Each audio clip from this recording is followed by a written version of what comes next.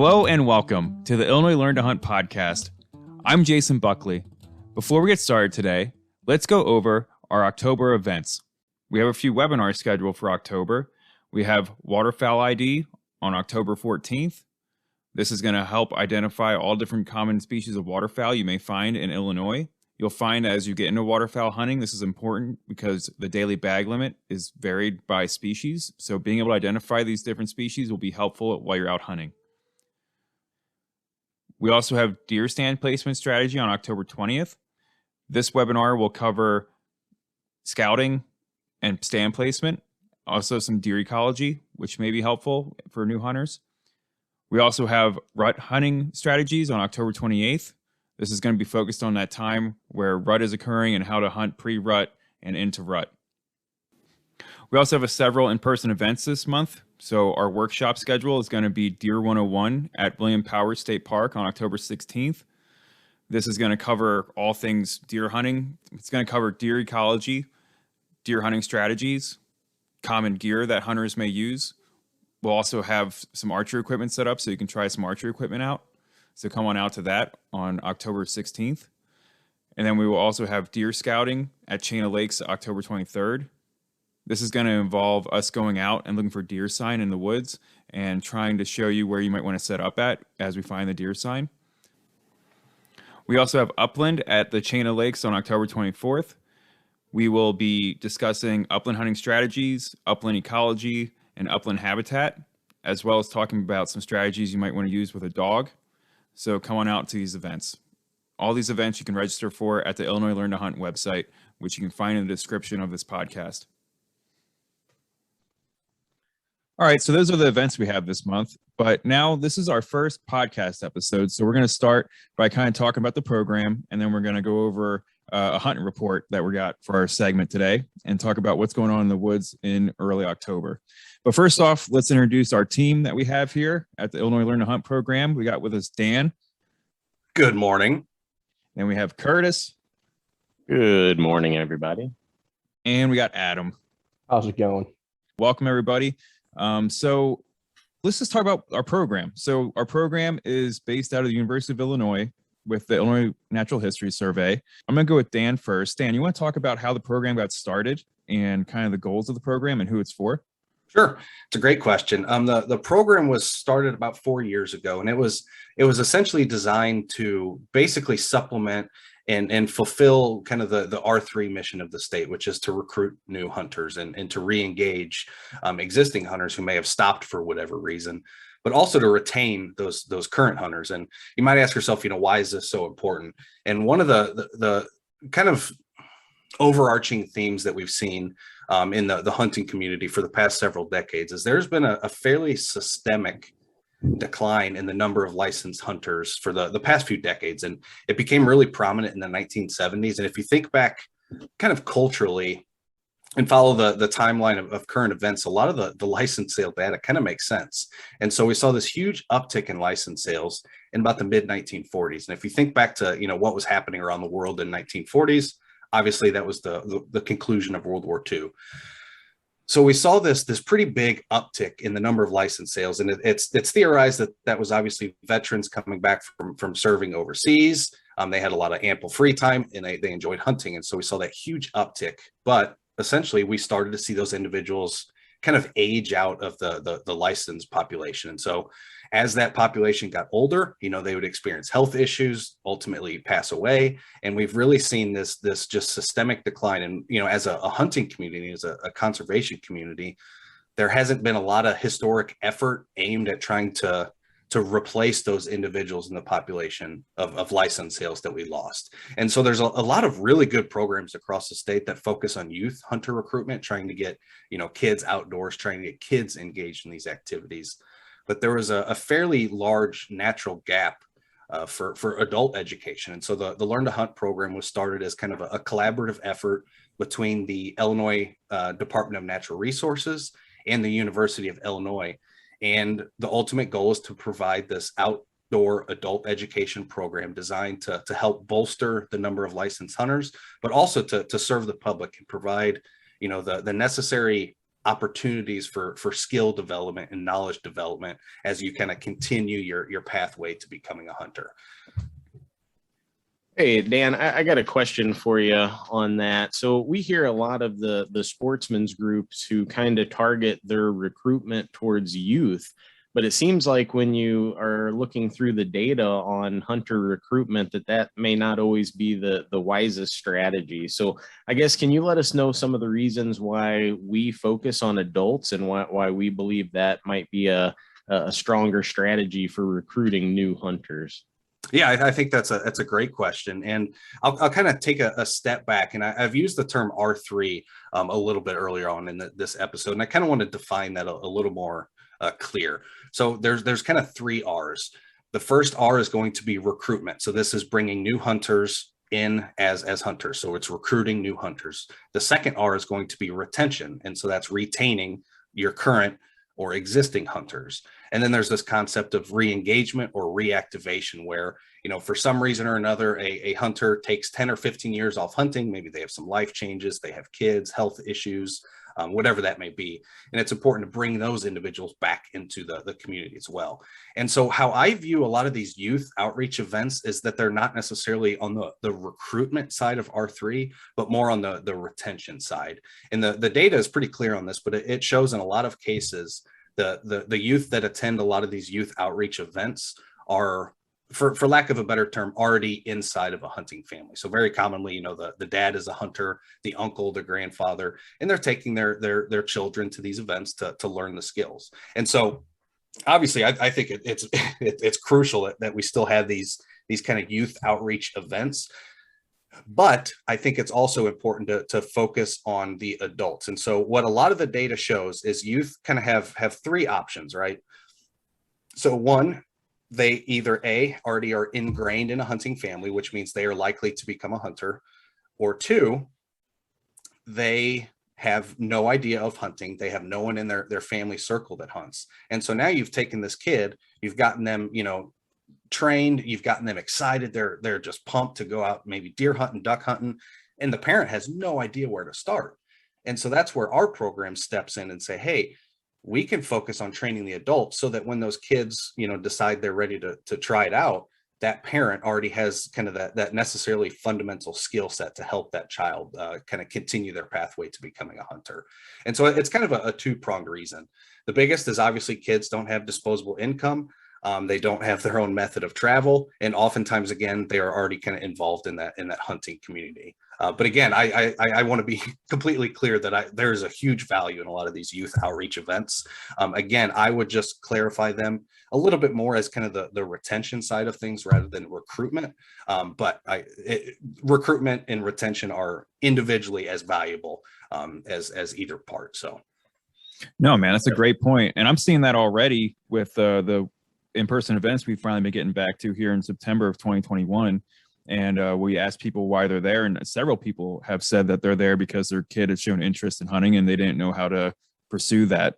And I think that's awesome that we're providing that other part of that connection there for those parents to get involved with their kid and help them both get into it, Yeah, exactly. And like I said, I want to be clear that youth retention and youth recruitment is still very important. But what we noticed was, according to the data and just an analysis of the licensed hunters in the state, there was this huge natural gap where if you were an adult and you wanted to get started hunting, there was virtually no natural pathway for you to develop these skill sets through kind of a programmatic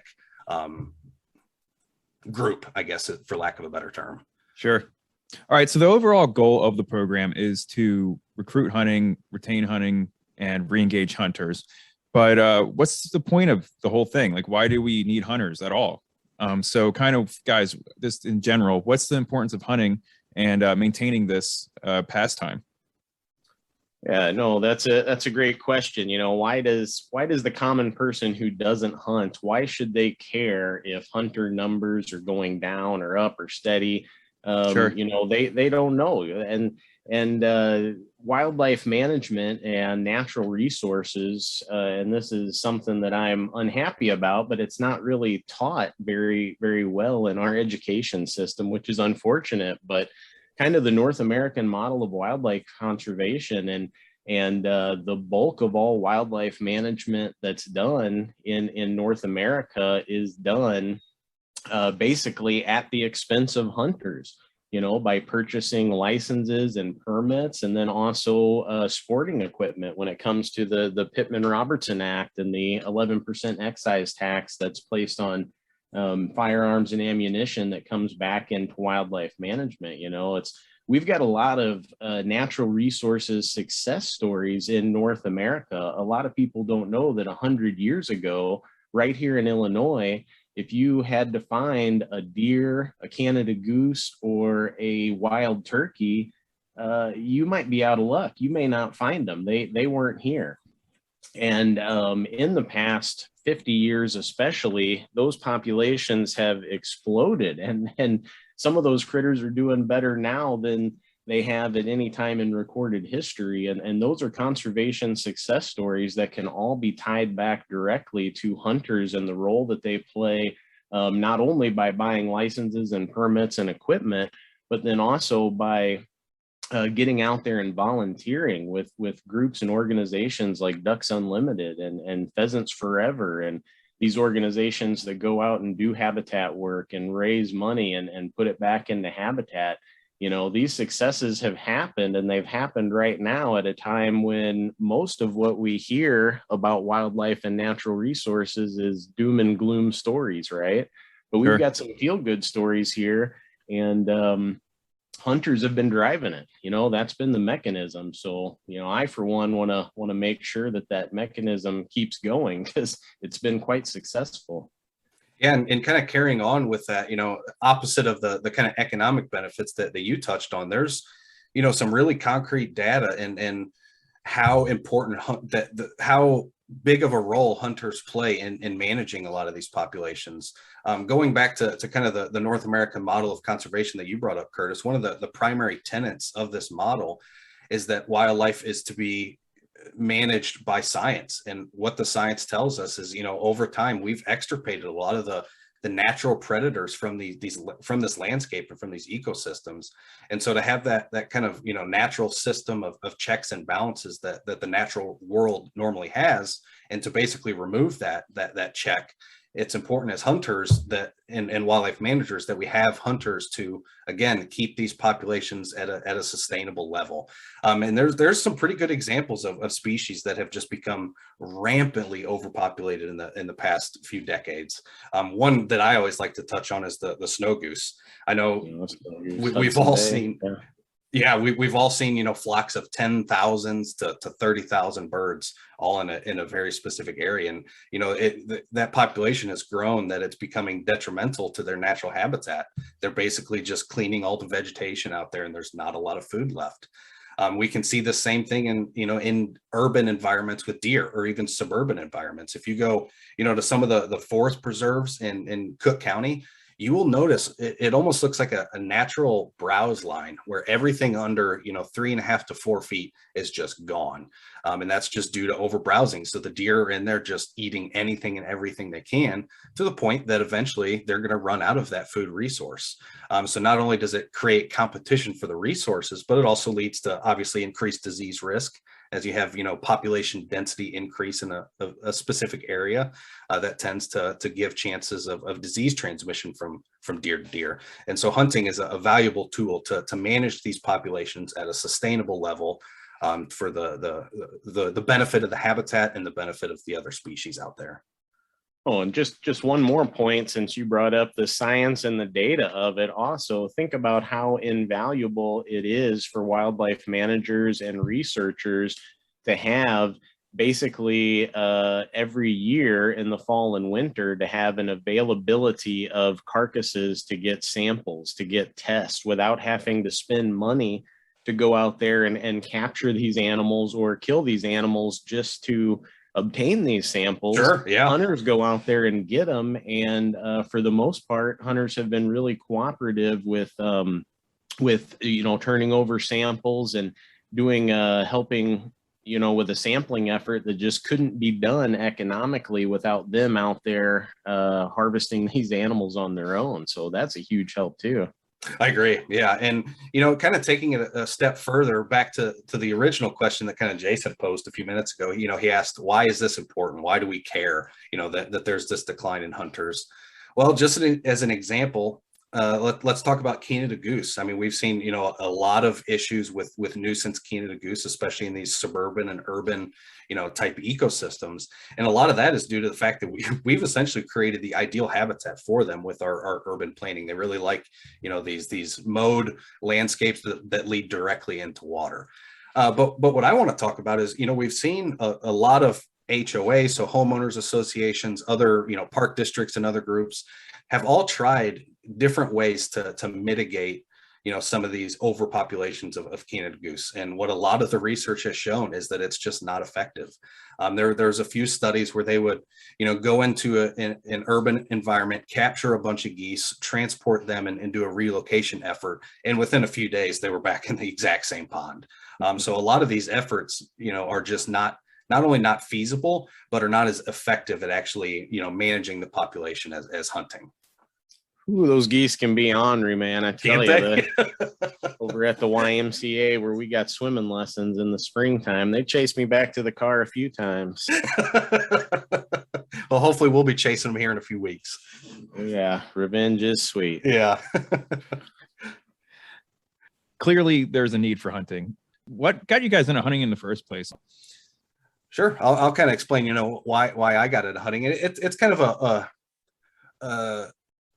a gradient to an extent. I don't have one specific reason that I hunt. And for me, a lot of it depends on not only what kind of headspace I'm in when I'm planning a hunt, but also, what type of hunting am I doing? If I'm deer hunting, my motivation for deer hunting is a lot different than the reason I duck hunt or the reason I upland hunt. So for me, deer hunting it's a very kind of cathartic experience. Obviously, it's not very active. You're just kind of sitting in an area. But the appeal for me with deer hunting is being able to sit in this habitat, to sit in an area where I know, deer are going to be traveling through, and basically get in there before sunrise and just, watch the forest wake up. And I know it sounds a little bit cliche, but there is really something powerful about, seeing that first ray of sunshine that peeks over the horizon. The birds are starting to chirp and sing. And so there's this real connection that I feel to the natural world when I'm deer hunting. Where for, pheasant hunting and waterfowl hunting, I still have some of those same effects, but for me, they're not as strong. And I prefer the social side of duck hunting and upland hunting. So if I want to go hang out with some friends or family and, do an outdoor activity where we're hunting, upland or waterfowl, for me, it fills that niche. For sure. And then what got you into hunting, Dan? Oh, it's a great question. So, I grew up in Missouri, grew up doing a lot of fishing. My dad was a big tournament bass fisherman. So that's pretty much how I spent my entire summer. Every year was fishing. We do the odd trip up to Canada and chase, smallmouth bass and pike and muskie and all that fun stuff.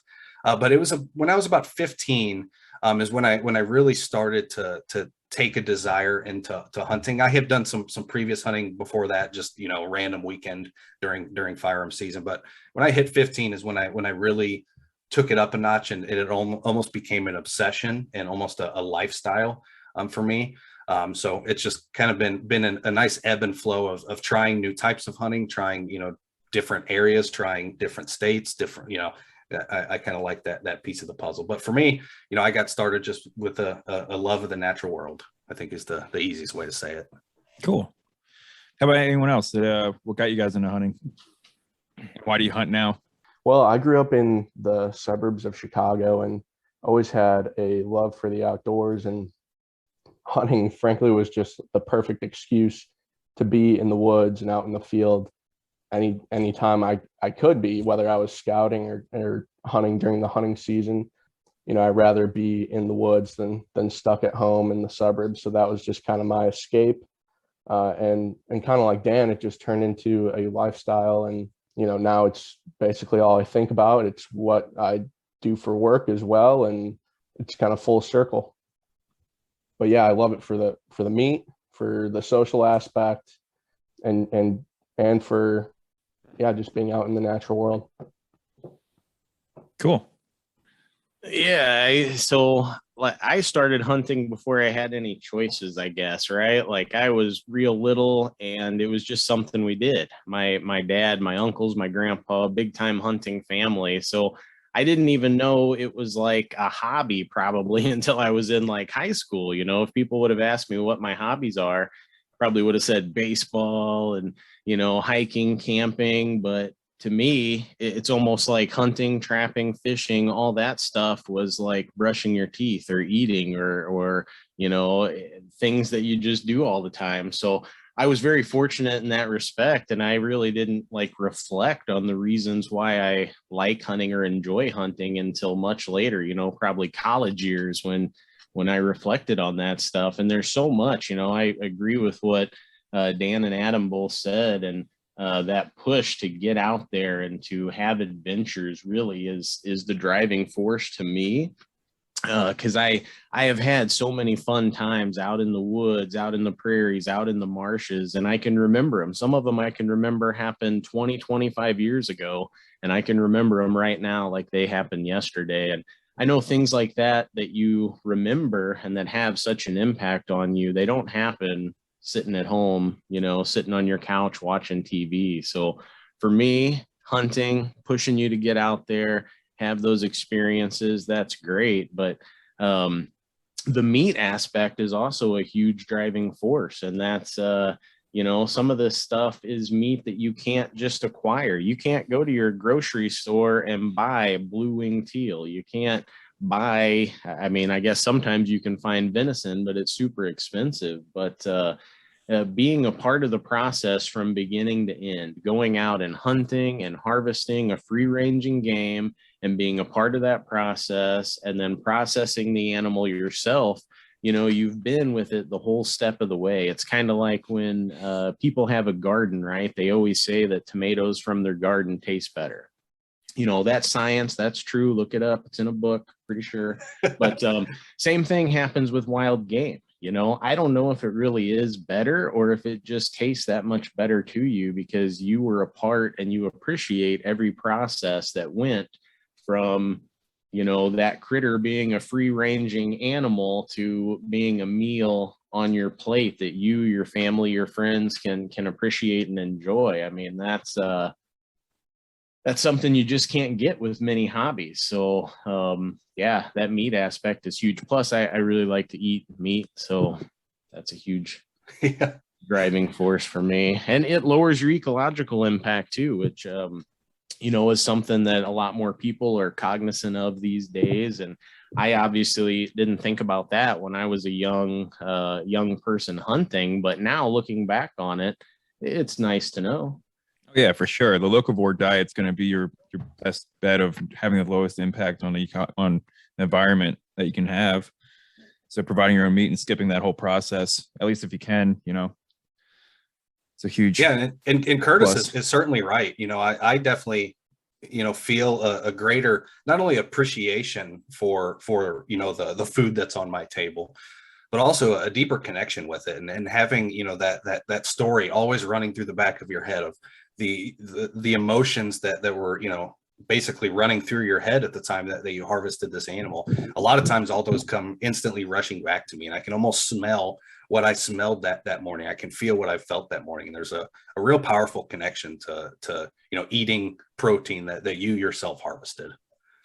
Yeah, I completely agree with that. I mean, I was just thinking about that when Curtis said you can't make memories sitting on a couch. And I am when I'm not hunting, I'm a giant couch potato, and I love movies, and I've seen thousands of movies. Trivia night at the bar, I'm the guy who knows all the movies on the picture round. I'll get all of them besides one maybe. But I can't remember what the weather was like when I watched those movies. I don't remember what I was wearing when I watched those movies or who I was with. Even if I saw them in theaters, sometimes you don't remember, like, hey, were you with me when I saw that? I don't remember. Who did I see that with? So no, I mean, there's definitely something going on there where I can remember hunting trips, and I remember exactly what was going on way more vividly than just passively watching a movie. So yeah, and if you think about it, if you think about it, it kind of makes sense. You know, obviously, you know, in the grand, for lack of a better term, the human experience, you know, humans have been around for quite some time, but the concept of not harvesting your own food. It's a new phenomenon in the human experience. Historically, we've always been hunter gatherers, and we've seen this, obviously shift in the past few decades with the advent of industrial farming. We've seen, that lack of connection with the land, with your food. And I think that's really important. For sure. And then I started hunting when I was 12. I vividly remember before I was 12 wanting to go out hunting and seeing my dad go out and then come back. And every time he'd come back, I'd run in the door and see if he had anything in the back of his truck to see if he got anything or not. And I just can't get over thinking about that stuff. So yeah, so that really drove me, just working out with my dad, going out and spending time with my dad was a huge driver of me getting into hunting. And then it was boring and cold and hard when you're a kid and you're still doing it because you want to be out there. And then eventually you become more appreciative of it. And similar to Curtis's story, like when I went away to college, I went to a different state for graduate school eventually. And that's when it was up to me to go out, and I wasn't with my dad anymore. And I'm like, do I want to continue this or not? And come that fall, I had a drive where I was like, I need to get out. I got to go do this. Like, I didn't realize it was there until I left home. And I was like, holy cow, like this is totally instilled in me now. And it's a part of me. And so now I definitely have that drive to get out. And then as an adult, it comes with everything else, the whole venture aspect of it, the challenge aspect, being closer to your food, and all those other aspects play into it. Yeah. And, one more kind of selfish reason, I guess, why I like to hunt, we're sitting here talking about meat. I'm getting pretty hungry, so it's pretty close to lunchtime. But anyway, a selfish reason is just, I guess, for lack of a better term, having a cool dinner party. Everybody likes to have friends over, play some board games, drink a couple brews and barbecue some food, right? That's the standard. But people tend to remember it when that barbecued food is dove breast or blue wing teal or beaver kebabs or, just something random that they maybe have never got to try in their life. So I don't know. I know that's a selfish reason. It's not really tied to the ecological impact or anything like that, but it is kind of cool to be able to host those sort of unique events for your friends and to be known as that guy. No, I agree. I actually every New Year's we have a pretty big get together with our family and invite a bunch of friends over. And every year we make a squirrel buffalo dip, and we actually just sent out our monthly newsletter, and that recipe is actually one of the recipes we highlighted in there. But it's always it's one of those things people always, I mean, squirrel? What? You always get, that interesting look, but then it opens up that conversation to allow you to, give the conservation message and promote hunting as advocates. But I want to take it a little step further too. And, we all just kind of mentioned, how we got started hunting and why, but I want to tie it back to why this program was started. And you kind of heard from all of our previous experiences. We all pretty much got started the same way. When we were youth, we went out with, a father, a grandfather, or an uncle. And that's kind of how we got started. And that's why this program was really developed was, hey, there's a lot of people who are interested in hunting and interested in developing that skill set, but there's virtually no educational opportunities for them to do so. Because again, a lot of these individuals don't necessarily have a hunter in their, let's just say in their family or in their inner circle that they can kind of bounce ideas off of, can learn from, can kind of shadow or even be a mentee to those individuals. And so this program is kind of that natural way to fill in that gap and say, hey, you want to learn how to hunt, come to our events, go through our webinars, and we will help you develop those skill sets and put you in a place that can help you achieve success in the field. Thanks, Dan. Now we're going to go to one of our reoccurring segments we're going to have throughout the hunting season. We're going to do our hunting report. So this is going to be a rundown of the different seasons that are open currently and what's going on in the time of the year, and maybe some strategies and things like that you can implement right now if you're listening to this podcast.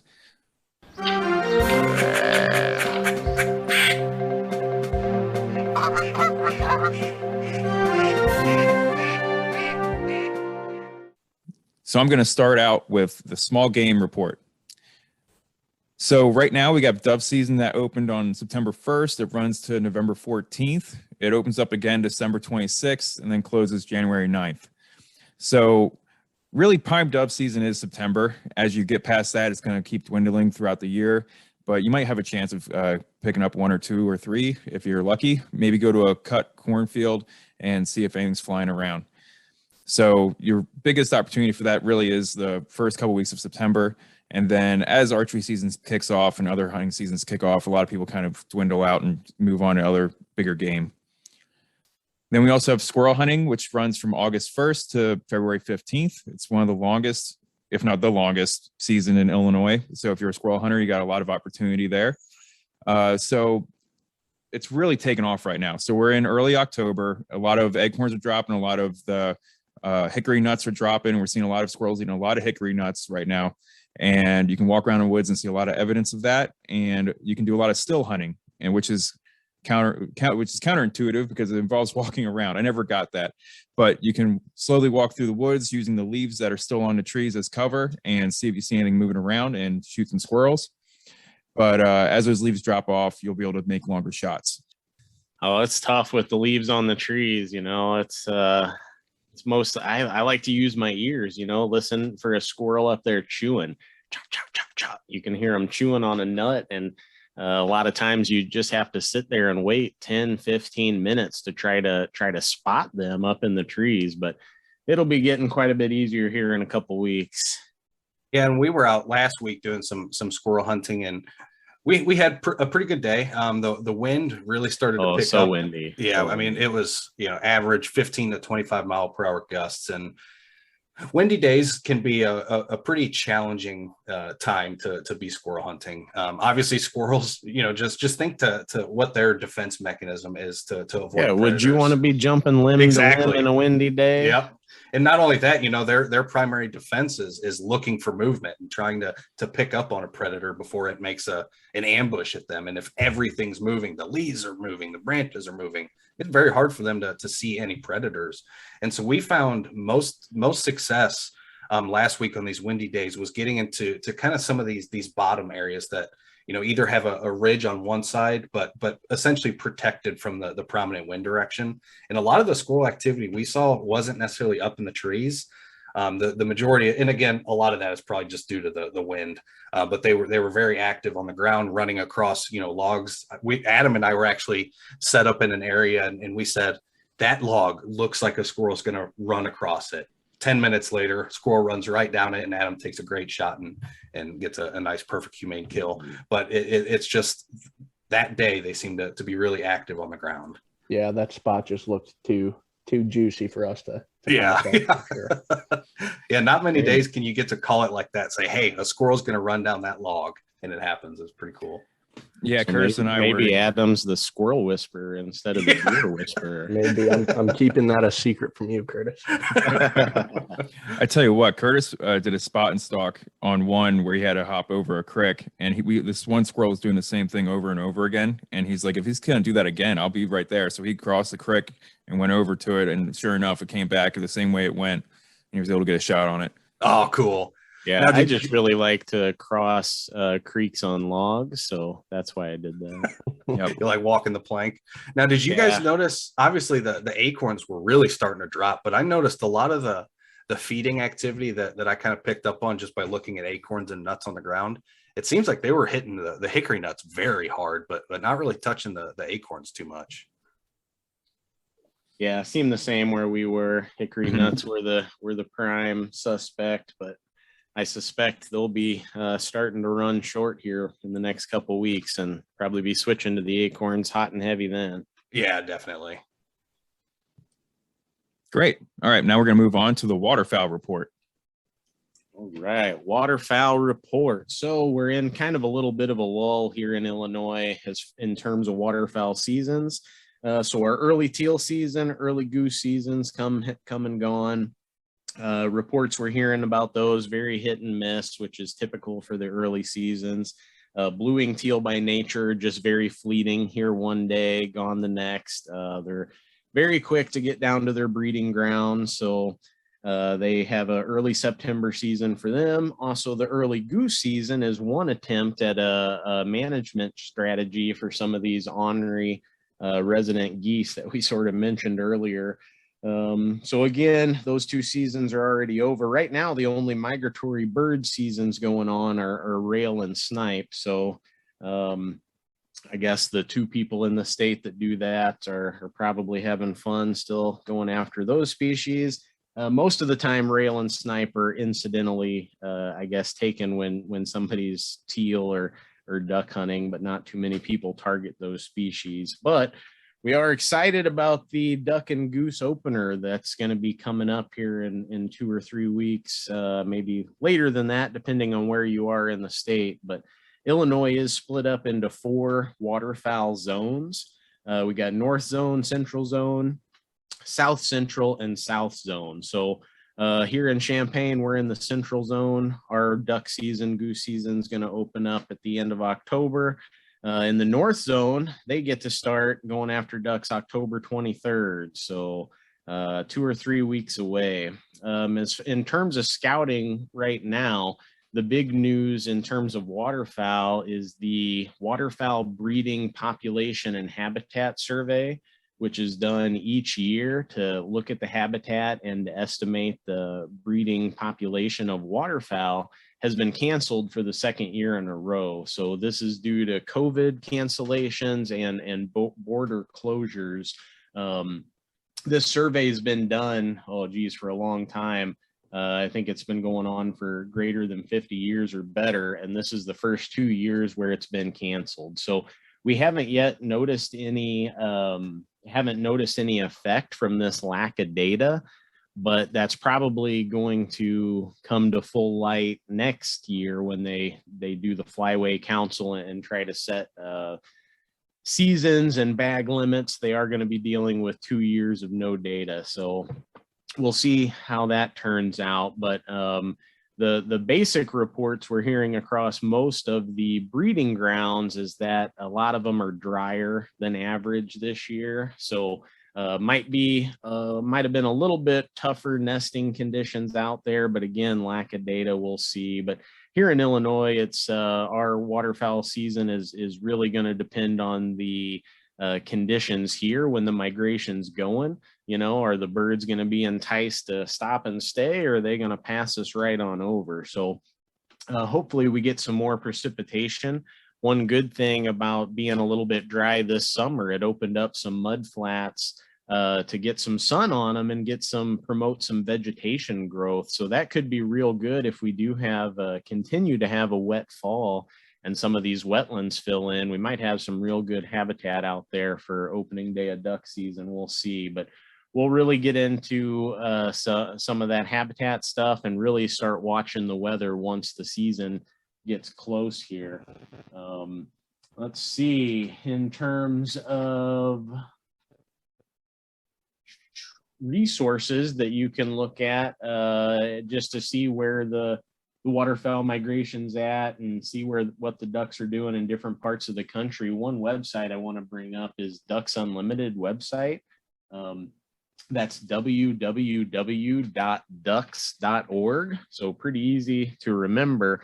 But if you go there and search migration map, they've got this really cool interactive, it's citizen science driven map. So anybody can submit reports. You yourself can submit a report if you go out duck hunting or go watching the marshes there.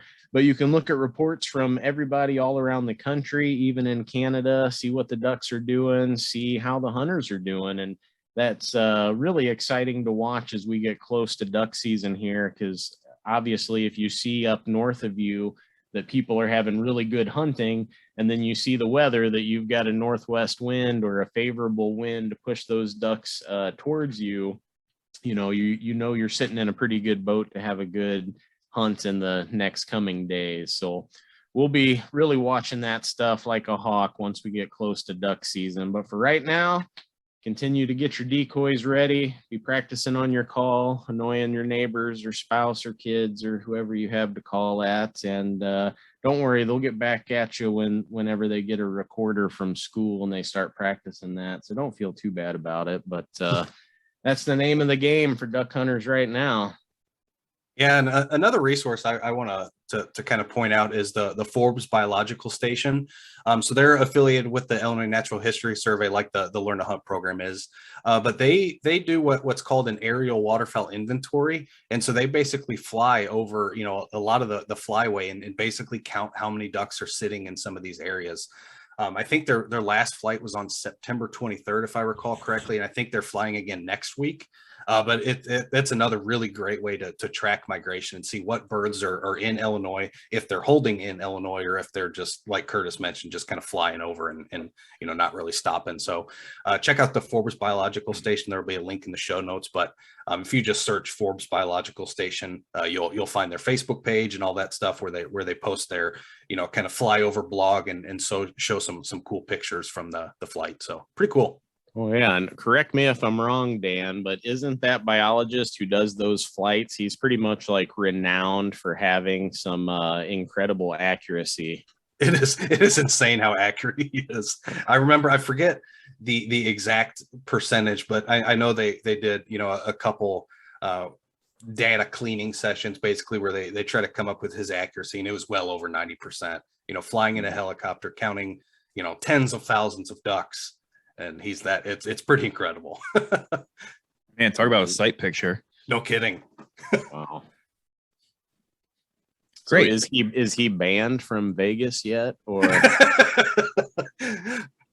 That's like going into one of those cheap ones where you can count the I just remember Vegas Vacation, where it's like guess how many jelly beans are in the jar. Oh yeah. Guess a number 1 to 10. Yeah. Instead of Rain Man, we'll call him Duck Man. There you go. Yeah. All right. So now we can move on to the deer report. And it is October. You know what that means? It is deer season, and it feels good. What I've been, you know, really paying attention to personally is the weather. Early season for me personally, it's very hit or miss. I've had some of the best deer hunts I've ever had. But for me, again, like we kind of talked about a little bit earlier, for me, deer hunting it's about the experience, and it's about, you know, being out in nature and enjoying it. A little bit warm for me still. I don't like to hunt when it's this warm, especially, you know, if you make maybe a subpar shot on a deer, it becomes, you know, a real game of cat and mouse to get that deer recovered before, you know, meat spoilage becomes a concern. And another reason that I haven't been out a whole lot is one of the public sites that I hunt is in some of these counties in central Illinois that essentially have a no doe season for the first few weeks. And so I will probably start a lot of my hunting effort here in the next, you know, week or two is when I'll really start putting time in the stand. But the past few weeks has given us a pretty good opportunity here, especially in our area. You know, obviously, like Curtis said a few minutes ago, it's been a fairly wet fall or wet start to the fall so far. And I like to take these times where you get a pretty decent, you know, amount of precipitation and scout. I am still doing a lot of scouting. I know a lot of people, once deer season starts, they kind of lay off on the scouting. I think personally that's a mistake. I like to scout as much as I can. I think there's no better decision that you as a hunter can make that'll benefit your odds of success. You know, no gadget, nothing will put you in a better place for success than proper scouting. And so I'm still doing a lot of scouting. Obviously, we've seen the crops are starting to be harvested, and that's going to have a pretty drastic shift in deer behavior. You know, they're going to be moving from these standing crop fields and moving back into some of the more forest interior and shifting their feeding behaviors. And so what I'm really paying attention to right now is a very specific pattern, and it's just bed to feed. So it's figuring out where they're bedding and where they're feeding and trying to essentially intercept them. Now that can seem a little daunting to be able to try to find bedding areas and try to find feeding areas. But once you get those solidified, they typically won't change too often. Obviously, as the resource changes, they will, but they will continually use a lot of the same travel corridors kind of over and over and over. But I have been running trail cams pretty regularly the past few weeks, and it was almost like the day deer season started on October 1st. I went from just daylight pictures to almost not 100% nocturnal activity, but it is definitely encroaching on being the majority of nocturnal movement. And so what I do in that situation is, let's say I'm hunting, the intersection on a travel corridor between bedding and feeding. Maybe, I'm trying in the very middle of that. Well, now that these deer are experiencing a little bit of pressure, it may cause them to stay in their beds a little bit longer before they start transitioning to their feeding areas.